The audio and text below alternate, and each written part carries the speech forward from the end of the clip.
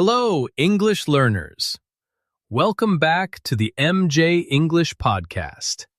This is your cozy place to slow down, take a deep breath, and learn easy English through real, honest conversation. I'm Mason. Just Mason today. No script, no big team, just you and me sitting here in this quiet corner of the internet. I want to start today by asking you to check in with yourself. How are you feeling right now? Not the polite answer you give to your boss or your neighbor. I mean, how are you really? Are you feeling energized? Are you feeling a little bit heavy? Or maybe you're just tired of rushing through your day. If you are rushing, let's press the pause button together, just for these next few minutes. You don't have to be anywhere else. You don't have to perform. You just have to listen. Today, we are going to talk about a feeling that I think is the most frustrating feeling in language learning. It is a specific kind of pain that almost every English learner knows, but very few people talk about honestly. Let me paint a picture for you. Tell me if this sounds familiar. You are sitting at home. You are relaxed. You open YouTube or Netflix, and you put on an English video. Maybe it's a vlog, maybe it's a podcast like this one, or maybe it's a series like Friends. And you are watching it, and you feel amazing. You understand the jokes. You understand the stories. You don't even need the subtitles anymore. You feel this warm glow inside you, and you think, wow, my English is actually really good. I'm fluent. I've finally made it. And then, the next day happens.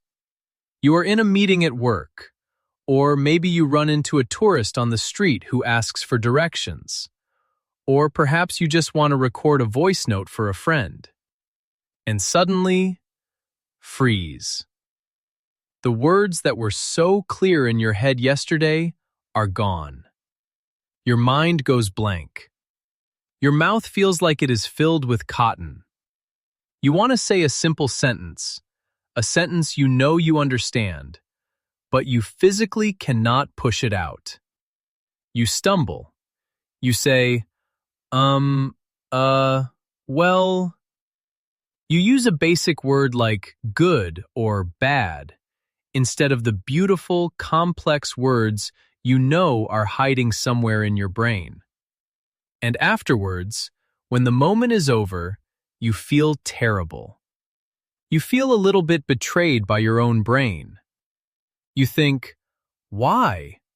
I understand everything when I listen. Why can't I speak? Is something wrong with me? Am I broken? I want to start this episode by telling you something very clearly. You are not broken. You are not stupid. And you are definitely not alone.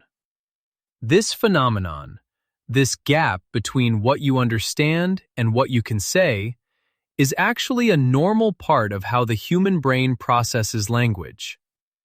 But just because it is normal, doesn't mean it doesn't hurt. It makes you feel like an imposter. It makes you feel like you are faking your English level. So today, we are going to go deep into this mystery. We are going to unlock the door between your ears and your mouth. We are going to talk about why your vocabulary is sleeping and, more importantly, how to wake it up. This is a B1 level episode, moving gently towards B2. So, I will speak clearly and slowly, but I will also introduce some stronger vocabulary to help you stretch your English. As always, just let the words wash over you. Don't fight with your dictionary. If you don't catch every single word, that is okay. The meaning is in the story. I remember when I was first learning a second language, I was trying to learn Spanish, and I had this exact problem. I was an incredible listener, I could listen to the news in Spanish and nod my head and feel very intelligent. But I was a mute speaker. I remember sitting in a cafe in Madrid. I wanted to order a specific type of coffee with oat milk and ask for the Wi-Fi password. Simple, right? In my head, I had the sentence perfectly. It was beautiful. It was grammatically correct. But when the waiter looked at me with his busy eyes, waiting for me to speak, my brain just shut down. It didn't just slow down. It crashed. Like an old computer. I panicked. I just pointed at the menu and mumbled something quiet. I walked away with the wrong coffee and no Wi-Fi, feeling small. I felt like a child. And that is the worst part of this gap, isn't it? In your own language, you are smart. You are funny. You have a personality. You can express complex ideas. But in English, when you can't access your words, you feel like a simplified version of yourself. You feel less than who you are. So, why does this happen? Why is there a wall between your understanding and your speaking? To understand this, we need to look at your brain like a house. Imagine your brain is a beautiful, large house. In this house, there are two very different rooms where you keep your vocabulary. The first room is the library. This library is huge. It is in the basement of the house. It has thousands of shelves, and on these shelves are millions of books. These books are all the words you have ever heard. Every word you learned in school, every phrase you heard in a movie, every idiom you read in a book. They are all there. This is your passive vocabulary. Passive vocabulary is recognition. When you hear a word, your brain runs down to the basement, finds the book on the shelf, opens it and says, "Ah, yes, I know this word. I understand." This happens very fast. That is why you can understand this podcast right now. You recognize the words. But here is the problem. The library is dusty. It is quiet. And it is far away from the front door. The words sit there, but they don't move. They are sleeping. Now, imagine the second room. This room is the kitchen. The kitchen is right next to the front door. It is busy. It is loud. On the kitchen counter, you have your tools, your knife, your spoon, your favorite mug. These are the things you use every single day. You don't have to search for them. You don't have to think about where they are. You just reach out your hand, and there they are. This is your active vocabulary. These are the words you can use instantly when you are stressed, tired, or in a rush. Words like good, bad, eat, sleep, go. The reason you feel frustrated is because your library, what you understand, is massive. It is full of treasure. But your kitchen, what you can speak, is very small. You have thousands of words in the basement, but only a few hundred on the kitchen counter. And when you try to speak, you are trying to run down to the basement, find a book, bring it upstairs, and use it. All in the 1 second while the other person is waiting for you to answer. It is exhausting. It is heavy lifting. And often, you just can't make the trip fast enough. So you give up and you use the simple spoon on the counter. You say, "It was good," instead of, "It was magnificent." You say, "I am sad," instead of, "I feel devastated." This distance, the distance between the library and the kitchen, is the intermediate plateau. It is that stuck feeling. So the goal of fluency isn't to learn more words. Please, if you take one thing from this part of the episode, let it be this. You do not need to learn more words right now. Your library is already full enough to be fluent. You don't need to add more books to the dusty shelves in the basement. You need to move the books you already have from the basement to the kitchen counter. You need to turn passive into active. But why is it so hard to move them? Why do they stay in the basement? There is a guard standing at the door of the kitchen, and this guard is the second reason you struggle. We can call this guard the inner editor, or maybe the perfectionist. Think about how you listen. When you listen to me right now, is there any risk? No, you are safe. If you miss a word, nothing bad happens. You just guess the meaning. Listening is a low-risk activity. Your brain is relaxed. But speaking? Speaking is high risk. When you speak, you are exposing yourself. You are showing your level. You are opening yourself up to judgment. So your brain activates a security system. This is the inner editor. Before you speak a sentence, your inner editor inspects it. It stops the sentence and checks it. It says, wait, is that the right preposition? Is it in or on? Wait, is your pronunciation perfect? Wait, that sounds stupid. Don't say that. This editor wants to protect you from making mistakes. It thinks it is helping you. It thinks, if I stop Mason from saying something wrong, he won't be embarrassed. But actually, the editor is the problem. It freezes the process. It creates a traffic jam in your mind. You have the thought. You have the word in the library. You try to bring it up. But the editor stops you at the door and says, not good enough, try again. And while you are fighting with your editor inside your head, the conversation outside has already moved on. The moment is gone, and you stay silent. Does that resonate with you? That feeling of a traffic jam in your head? There is also one more layer to this wall. It is the translation trap. Many of us, when we start learning, we learn by translating. We see a word in our language, and we learn the English match. Table means mesa. Dog means chien. This works when you are a beginner, but when you are intermediate, this becomes a heavy chain. When you speak, if you are still translating, your brain has to do 3 steps. Think of the idea in your first language. Find the dictionary match in English. Check the grammar rule to put it in the right order. That takes time, even milliseconds. But in a conversation, milliseconds feel like hours. Real fluency, active vocabulary, happens when you cut the wire to your first language. You see a table, and your brain just says, table. No translation, no middleman. So we have the diagnosis. We know what the problem is. The problem is not your intelligence.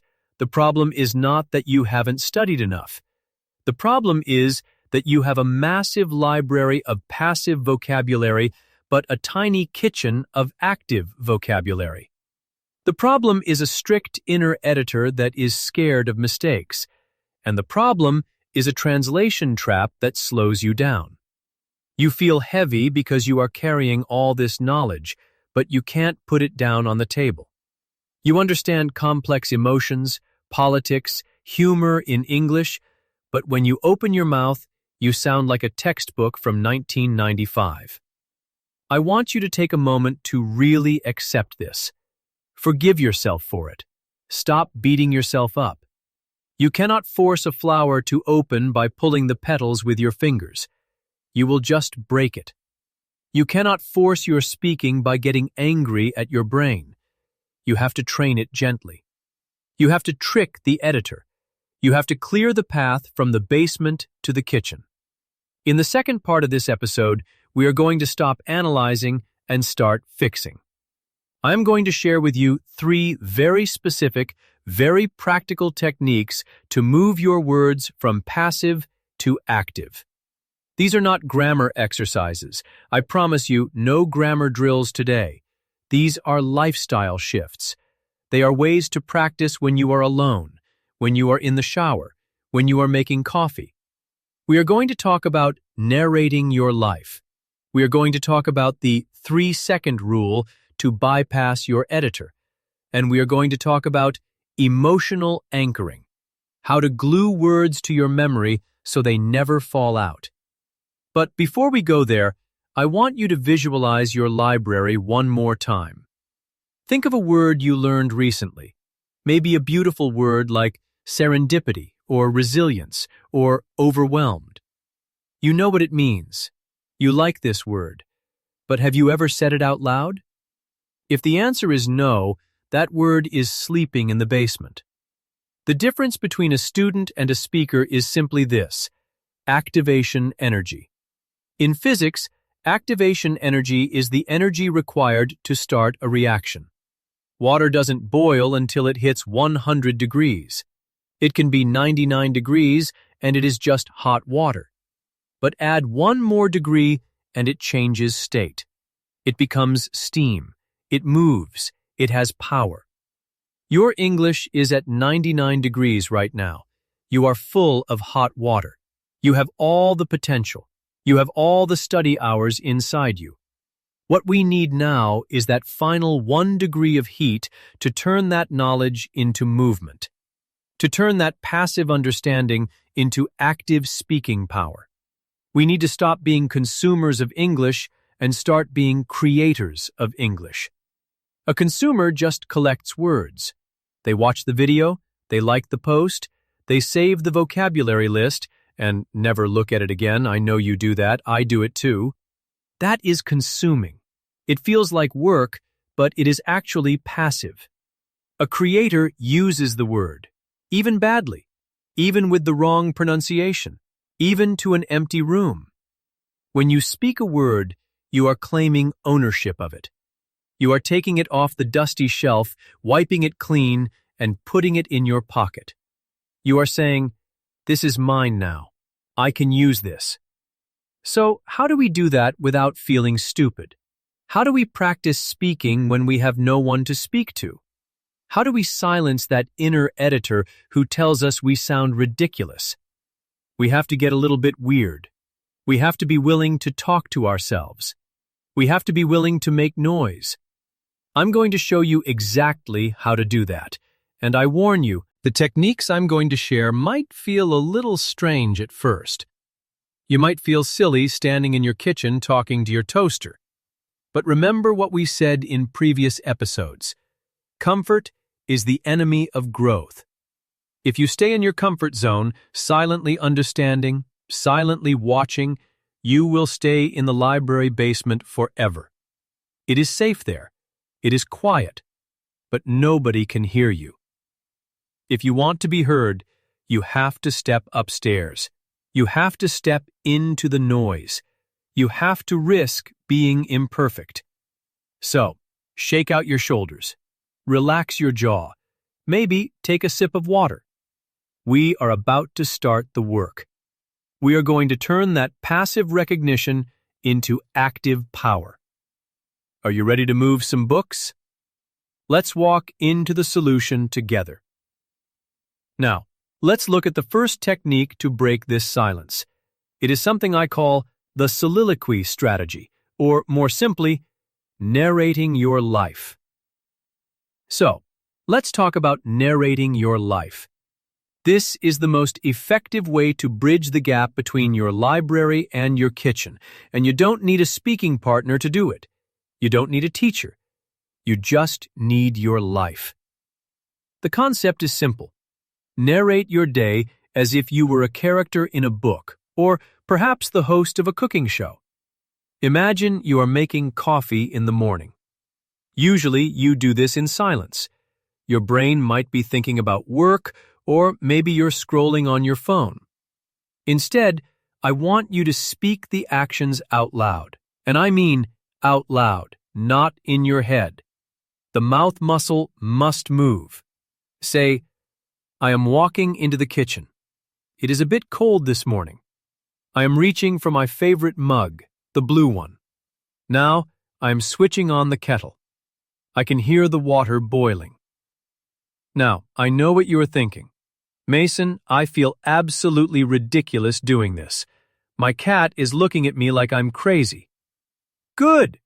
Embrace the feeling of being ridiculous, because here is the magic. When you narrate your mundane, boring life, You are forcing your brain to retrieve words instantly. You are connecting the physical action, reaching for a cup, with the English word, reaching. You are destroying the translation step. You aren't thinking, how do I say coger or prendre? You are just doing it and saying it. And because you are alone, the risk is zero. If you make a grammar mistake, who cares? The kettle won't judge you. The toaster isn't going to correct your pronunciation. This creates a safe playground. And if you get stuck, if you realize, wait, I don't know the word for the thing that boils water, then you have a real gap. You look it up. Kettle. And because you needed that word in a real moment, you will remember it. You have moved kettle from the basement to the kitchen counter. Try to do this for just 5 minutes a day. Narrate your shower. Narrate your walk to the bus stop. Narrate your skincare routine. I am applying the moisturizer. It feels smooth. You will be amazed at how quickly your daily vocabulary becomes sharp and ready. Now, let's move to the second technique. This one is specifically designed to defeat that inner editor we talked about earlier, the guard at the door who stops you from speaking. I call this the 3-second rule. The inner editor is powerful, but it is slow. It needs time to analyze your grammar. It needs time to worry about mistakes. So, speed is your weapon. Here is the rule. When you see something or when a thought comes into your mind, you must speak it within 3 seconds. If you wait 4 seconds, the editor wakes up. It starts whispering, "Are you sure that's the right tense? Maybe you should check the dictionary first. Don't say it. You sound silly." And then you freeze. But if you speak in 2 seconds, you bypass the editor. You sneak past the guard. You can practice this when you are walking down the street. Look at things and name them or describe them instantly. See a tree? That is a massive tree. See a fast car? Wow, that car is driving too fast. See a cute dog? What a fluffy dog. Do not let yourself think about the sentence structure. Just push the thought out. It feels like jumping into cold water. You know that feeling when you stand at the edge of a swimming pool? If you stand there and look at the water and think about how cold it is, you will never jump. Your brain talks you out of it. But if you just run and jump, you are in the water before your brain has time to panic. The 3-second rule is jumping into the cold water of English. Will you make mistakes? Yes, absolutely. You might say, the dog is run instead of the dog is running. So what? You spoke. You communicated. You broke the silence. A broken sentence that is spoken is infinitely better than a perfect sentence that stays in your head. We are training for connection, not perfection. And finally, the third technique. This is the secret weapon for memory. It is called emotional anchoring. Earlier, I told you that your library is dusty. The reason words sleep there is that they are cold. They have no feeling attached to them. The human brain is not designed to remember lists. If I give you a list of 20 random words, table, chair, apple, sky, you will forget them in an hour. But the brain is designed to remember emotion. We remember things that made us laugh, things that made us cry, things that scared us.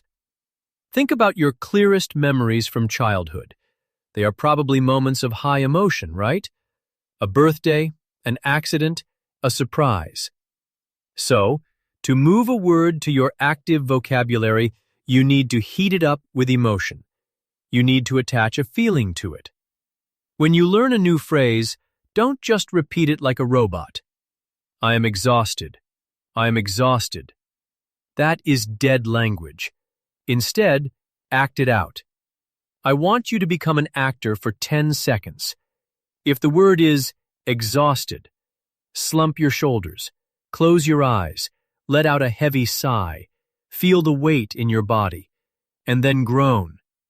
Oh, I am absolutely exhausted. If the phrase is, no way, open your eyes wide, feel the shock, put your hand on your chest, shout it, no way. When you do this, you are not just storing the word in your language center, you are hooking it into your emotional center. You are gluing the word to a physical sensation. So, next time you are actually tired, your brain won't have to look for the translation of cansado or fatigué. Your body will remember the feeling, and the word exhausted will naturally float to the surface. Make your practice dramatic. Make it loud. Make it emotional. Stop being a student and start being a human being who feels things in English. So, those are your 3 tools. Narrate your life to make the mundane active. The 3-second rule to outrun your inner editor. Emotional anchoring to glue words to your memory. None of these require money. None of them require a plane ticket to London or New York. They just require you to be a little bit brave in your own living room. Now, before we wrap up today, I want to slow things down. We have used some strong, specific words in this episode, words that might be new for you, or words that might be in your library but not your kitchen. Let's take a gentle walk through our word tour for today. I'm going to pick 5 key words from our conversation and define them simply so you can start using them. The first word is dormant. I talked about your vocabulary being sleeping. A more precise B2 word for this is dormant. Dormant describes something that is alive but not active right now. Like a volcano that hasn't erupted for a long time, it is a dormant volcano. Or a plant in winter. It looks dead, but the roots are alive. It is dormant. Example. My French is a bit dormant because I haven't practiced in years, but I can still understand it. The second word is retrieve. To retrieve means to find something and bring it back. Think of a golden retriever dog fetching a ball. You throw the ball, the dog runs, finds it, and retrieves it. In language, we talk about retrieving a word. It's that process of going into your brain and pulling the word out. Example. I knew the answer, but I was so nervous I couldn't retrieve the word in time. The third word is bypass. To bypass means to go around something to avoid a problem or an obstacle. Instead of going through the busy city center, you take the road around it. You bypass the traffic. In our episode, we talked about the 3-second rule to bypass the inner editor. You go around the guard so he can't stop you. Example. We bypassed the long queue because we bought our tickets online. The fourth word is articulate. This is a beautiful word. To be articulate means you are able to express your thoughts and feelings clearly and effectively. It's the opposite of mumbling or being confused. When you speak well, you are articulate. Example. She is a very articulate speaker. She explains complex ideas very simply. And the final phrase is bridge the gap. A gap is a space between two things. To bridge the gap means to connect two things that are separated, to make the difference smaller. We are trying to bridge the gap between your passive understanding and your active speaking. Example. We need to bridge the gap between the rich and the poor. Dormant, retrieve, bypass, articulate, bridge the gap. These are strong words. They are active words. Try to choose just one of them today, just one, and keep it on your kitchen counter. Try to use it in a sentence before you go to sleep tonight. And that brings us to the end of today's journey. I know that what I asked you to do today requires effort. It is easier to just watch another video and feel good. It is harder to speak out loud to your toaster. But you are here because you want to change. You are here because you are tired of understanding everything but saying nothing. This change won't happen overnight. You won't wake up tomorrow perfectly fluent. But if you start narrating your coffee routine, if you start following the 3-second rule, the ice will begin to melt. The door from the basement will open, and slowly, book by book, word by word, your vocabulary will move upstairs. Be patient with yourself. You are building a skill, not downloading an app. I want to leave you with one small challenge for the comments section. This is your chance to use your active vocabulary right now. I want you to answer this question. What is one simple activity you do every day that you can start narrating in English? Is it walking the dog? Is it washing the dishes? Is it driving to work? Write it down below. I will narrate my... By writing it, you are making a promise to yourself. You are taking the first step. Thank you for spending this time with me. Thank you for trusting me with your English journey. I'm Mason. This is MJ English. Speak bravely, speak often, and don't be afraid to sound a little bit ridiculous. I'll see you in the next episode.